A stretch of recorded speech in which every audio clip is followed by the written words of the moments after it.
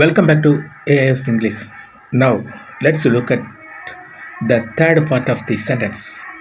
இந்த third part of sentence நமக்கு தெரிந்துவிட்டால் ஒரு சென்டென்ஸை ஸ்ட்ரெச் பண்ணுவதற்கு எளிமையாக இருக்கும். முதலில் நாம் மாஸ்டர் ஸ்ட்ரக்சரை தெரிந்துவிட்டால் இன்னும் எளிமையாக இருக்கும். Master structure subject plus verb plus object அல்லது காம்ப்ளிமெண்ட் ப்ளஸ் எக்ஸ்ட்ரா இன்ஃபர்மேஷன். இந்த மாஸ்டர் ஸ்ட்ரக்சரில் தேர்ட் பார்ட்டானது ஆப்ஜெக்ட் அல்லது காம்ப்ளிமெண்ட் அல்லது தேர்ட் பார்ட்டானது எக்ஸ்ட்ரா இன்ஃபர்மேஷனாக வரும். முதல் சென்டென்ஸை பார்க்கலாம். ரவி ரீட்ஸ் எ புக். ரவி ஒரு புத்தகத்தை படிக்கிறான்.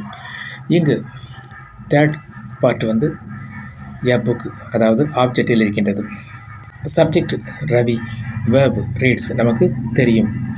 ஆப்ஜெக்ட் அல்லது காம்ப்ளிமெண்ட் அல்லது எக்ஸ்ட்ரா இன்ஃபர்மேஷன் இது ஏதாவது ஒன்று தேர்ட் பார்ட்டாக வரும். இங்கு ஆப்ஜெக்ட் வருகின்றது எ புக். செகண்ட் சென்டென்ஸ், அவள் மகிழ்ச்சியாக இருக்கிறாள். அவள் என்பது ஷீ, இருக்கிறாள் என்பது இஸ், மகிழ்ச்சியாக என்பது காம்ப்ளிமெண்ட், அதாவது ஹாப்பி. அப்படியானால் சென்டென்ஸ் சி இஸ் ஹாப்பி. இங்கு தேர்ட் பார்ட் காம்ப்ளிமெண்டில் இருக்கின்றது ஹாப்பி.